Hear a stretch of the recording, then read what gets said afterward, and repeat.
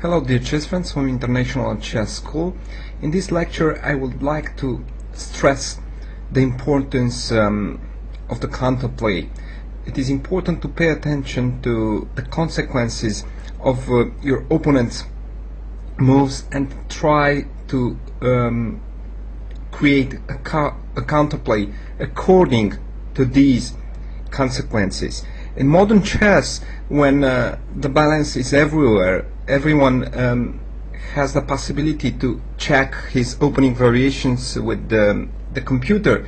Sometimes the human eye doesn't differentiate one variation from another, or one of the contestants became overambitious, and then the attack came into play. Of course, there has to be some circumstances, some favorable premises for the attack, but only a trained eye could discover that, and this is why you have to train your mind for the proper occasion. The first game was played in September 2011 between the grandmasters Navara David from Czech Republic and Grishuk Alexander from Russia. It started with e4, c6. I'll switch the colors. Okay. d4, d5, e5. We have the advanced Caro-Kann. Bishop f5. Right from the beginning, black is using the consequence of white's setup. Knight d2. A quiet approach which avoids the aggressive c2, c4, and instead wants to lead to a French type of position after knight d2, b3. e6, knight b3, knight d7, knight f3, a6. It is obvious that black prepares c5, and for this reason he wants to cover the b5 square. Bishop e3, rook c8, c3, c5. The position resembles now of an advanced variation of the French defense. Of course, d takes c5 looks logical, since white wants to use the forepost from d4 as a trampoline for his pieces. Bishop takes c5, knight takes c5, knight takes c5. White gained the pair of bishops, but there's always a price. The white knight from b3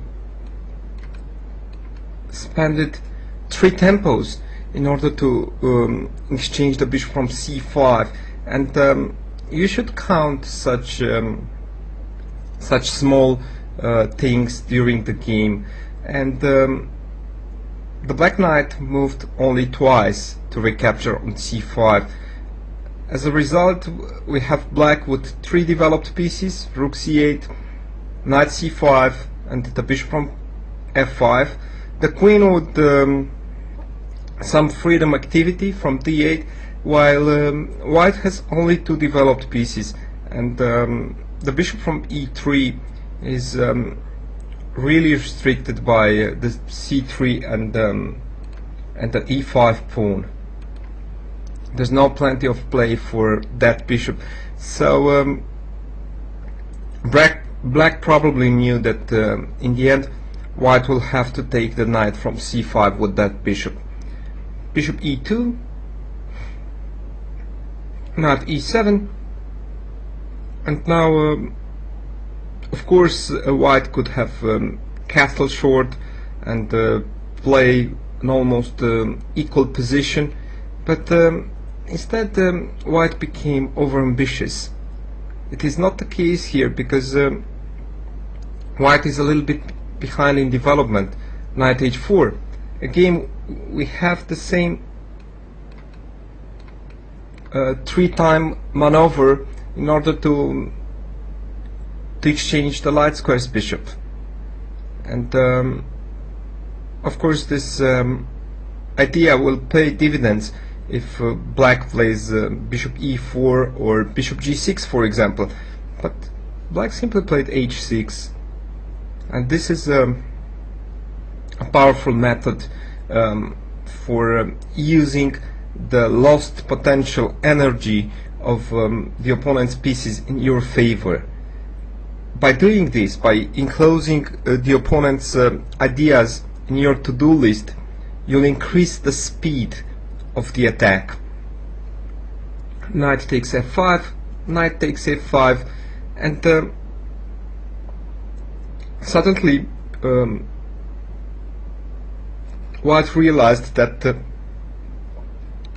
bishop from e3 is useless. For example, after bishop f4, black will castle long, will castle short, and then always d5, d4 will be a terrible blow, and it is very annoying for White to have such a bishop with no role at all. There's no attacking objectives for the dark squares bishops. For this reason, White took on c5, bishop takes c5, rook takes c5, and now after short castle,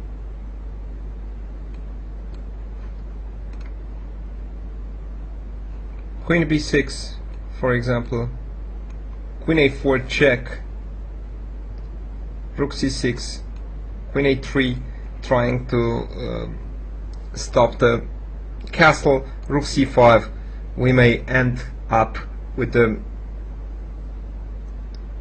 draw by move repetition.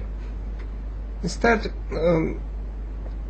White lost the thread of the game here. He played bishop d3. It is a naive threat.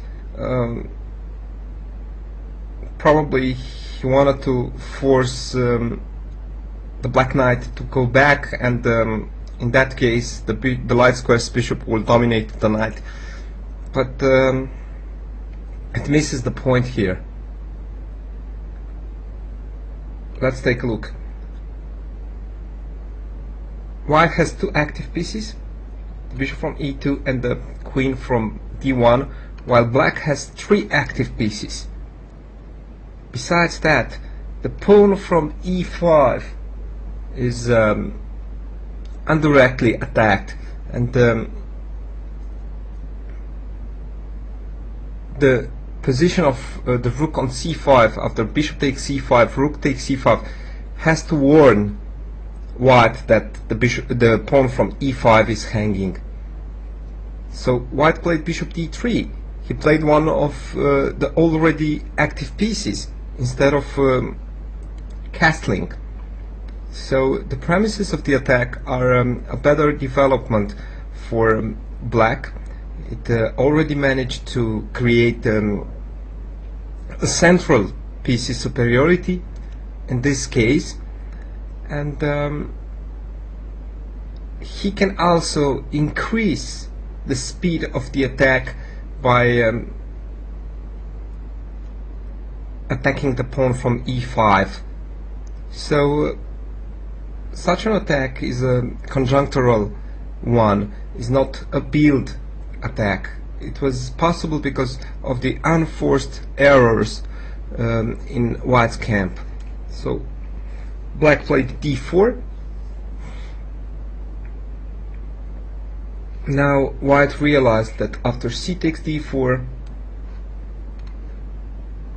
knight takes d4, if short castle, then simply grabbing the pawn, rook e5, and after f4, queen b6, taking two important lines, the b file and the a7 g1 diagonal under control. White didn't sensed the danger here. He still believed that he can also use the exposed position of the black king with queen a4. In fact, the black king has a safe position, while the white king will be vulnerable on dark squares. The dark squares around the king will become vulnerable. b5, queen a6, rook takes e5 check, king f1, short castle, bishop takes b5. At least white wants to have an extra pawn. d takes e3, b takes e3. And the strength of a grandmaster is showed by this type of positions. It isn't clear how black will use his central piece's superiority. Of course, one of the points on the to-do list is to activate the rook from f8, but then it has to think at the dark squares. Since white's pieces are out of play on light squares, this means that these dark squares has to be vulnerable in order to create a breach in white's position. Queen d2,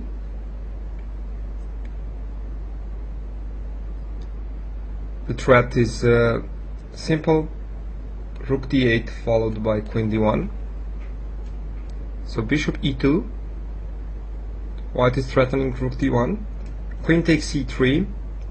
Now rook d1 was preferable, but black can answer with rook c8 and then try to penetrate on the second rank with queen c2, rook e1, rook d8.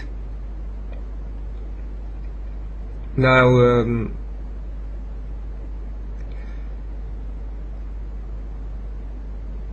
the threat of knight e3, f takes e3, rook f5 is always there. It doesn't work yet, but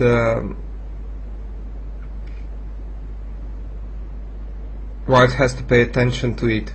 Of course, the first position on black's to-do list is to increase one more time the activity of rook d8.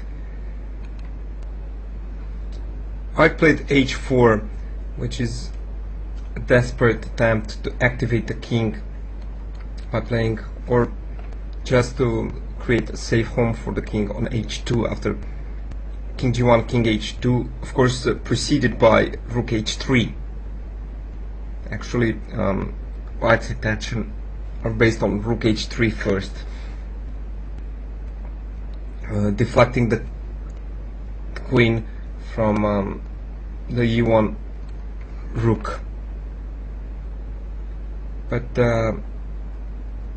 now the black species have reached almost the maximum potential. Anyway, knight d4 is the winning move. For example, knight d4. The threat is simple. Knight takes e2, rook takes e2, followed by rook d1. In such cases, when you have local piece superiority, it is good to exchange one of the defenders and then to remain with the three major pieces in attack, while only two of the opponent's camp are defending, since the rook from h1 is completely out of play. If rook h3 here, then simply queen e1, king takes e1, knight c2 check. Wonderful tactic. King f1, rook d1 check, bishop takes, and rook e1. Another reason is here the weakness of the first rank have been exploited by black. If you are asking yourself the consequence of the move h4, soon you'll realize that the g3 square is weak, because it's no longer defended by the h2 pawn, and black exploited in a fashionable manner. Now g3, check, f takes g3, rook f5, and of course if bishop takes bishop f3 now, then rook takes f3, g takes, queen takes f3, king g1, queen g3, king f1, queen f3 back, king g1, and rook d2. In such cases, when black is threatening mate on two squares, the only defense would be for white to defend the second rank. But unfortunately, a move like rook h2 doesn't work because of queen g3 check. So and queen f1 also fails the queen g3 check. So white doesn't have defense against the threat queen g2 or queen f2 mate. So white was forced to play king g1, queen takes e1, king h2, queen a5. Black tries to remove any counterplay from white's position, queen c4, queen c5. After the queen trades, it will be an easy task. Queen b3, rook f2, bishop f3, queen c2. Actually, black used the threat of exchanging the queen as a method to increase the potential of his pieces. Now the white queen can't leave the third rank, since the bishop from f3 is hanging. Queen b6, only this, with tempo, attacking the undefended rook. Rook f8, bishop e4. The queen from c2 can't touch the bishop, since the rook from f2 is hanging. Queen takes, rook b1, rook d2, rook f1, queen b2, queen c5, and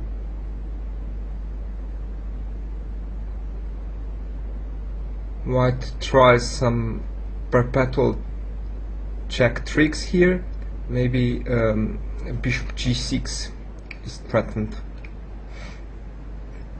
trying to connect the rook and the queen, attacking f8, rook d8 back, queen e7, queen d4, bishop b1, queen d6, repelling completely the attack, queen b7, rook b8, queen e4, f5, and after a few more moves,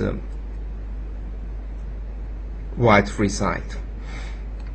Now I'll show you a second example from one of my games where my opponent became overambitious, and with the help of such an unforced error, I was able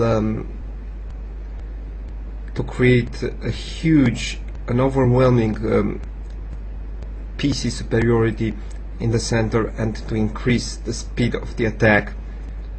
The opening wasn't a good one. I tried to play the Semislav with reversed colors. d4, d5, bishop f4, c5, e3, knight c6, c3, but it's not recommendable to follow my footsteps in this opening. Knight f6, bishop d3. Anyway, it was preferable to develop first the knight from f3, then this bishop, queen b6,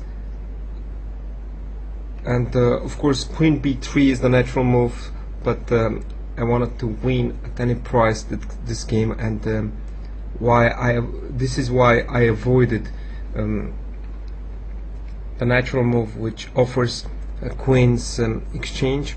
Queen b3, I played queen c1, knight h5, the same idea to exchange one of White's active bishops.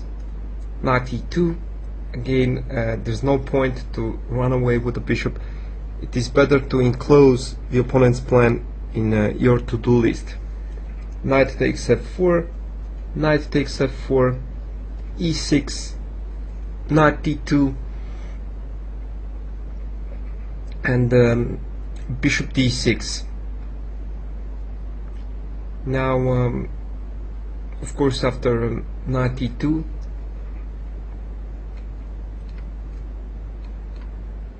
Black will have an excellent central advance, e6, e5, conquering the center, and releasing the c8, h3 diagonal for the bishop, and then Black will have the advantage. So the only way to stay in the game is to play d takes c5.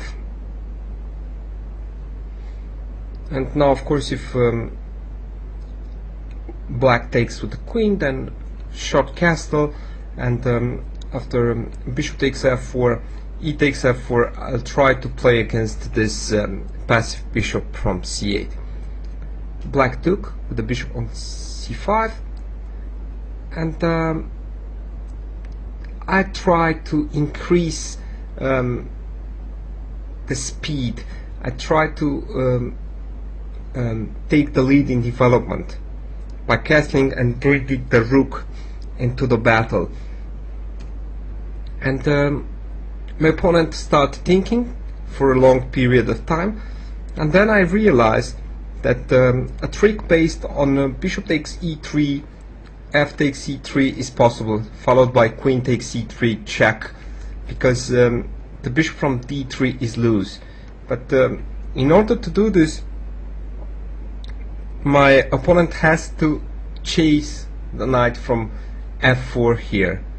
It is a very tempting move, but again is an unforced error. Black played g5.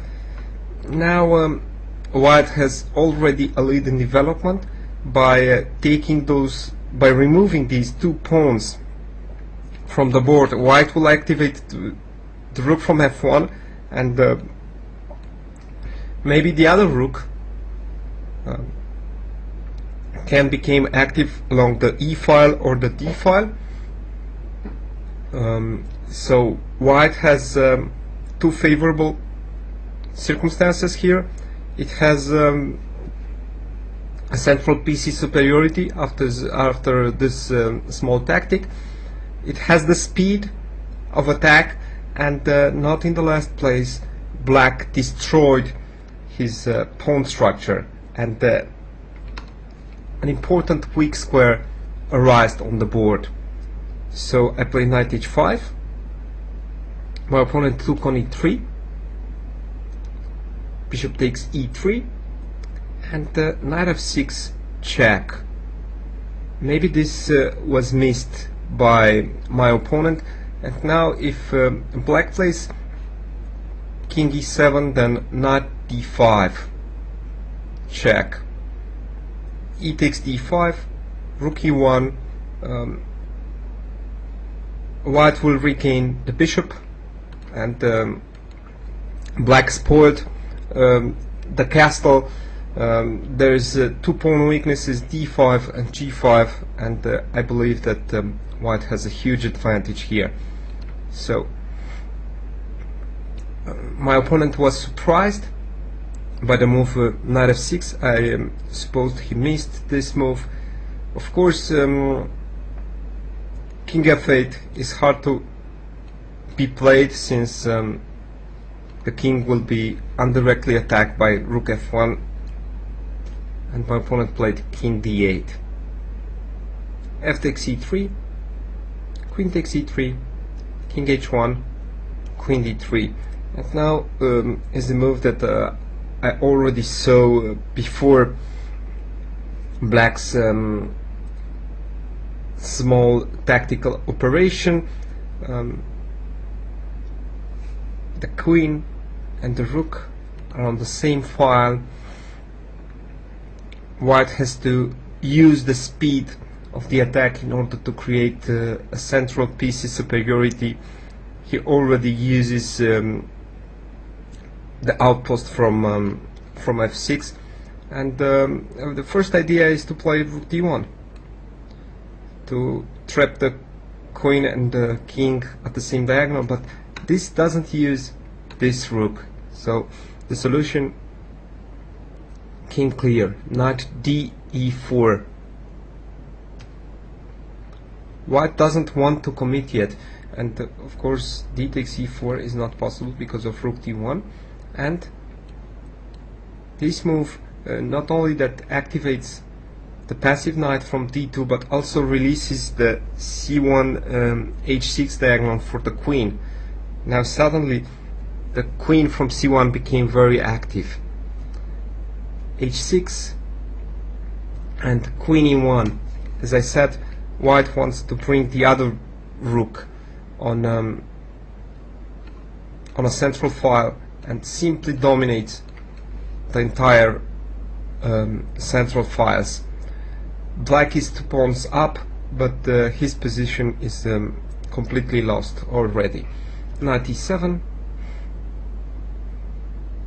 The consequence of knight e7 is that the knight no longer supports d5, d4. And again, I wanted to play rook d1, but I noticed that from a6 the queen does a nice defensive job, so I played first c4. The point is that queen takes c4 doesn't work because of knight d6 attacking the queen and the f7 pawn at the same time, and d takes c4 also doesn't work because of rook d1. So black played queen d4, trying to escape by b6 with the queen. Knight d6 anyway, rook f8, knight h7, rook g8, knight f7. Now the speed of an attack was transformed into a material advantage at the next moves. King c7, rook d1, queen g7. Now of course queen g3 was possible. I played knight f6. The knight from f7 is untouchable because of discovered check like knight d5, and the idea was to cover the long dark squares diagonal to put the queen on e5, rook f8, queen e5, and black resigned. It is obvious that after king b6, knight d5 can follow, and the queen from g7 is hanging. It is hard to see the main element of the attack in such games. Actually, you have to see the circumstances. You have to ponder the consequences of the opponent's moves, and try to see if the elements of the attack are there. In this case, the speed, the local piece superiority, the pawn structure damaged for black, and the presence of the weak square were all present. Till our next lecture.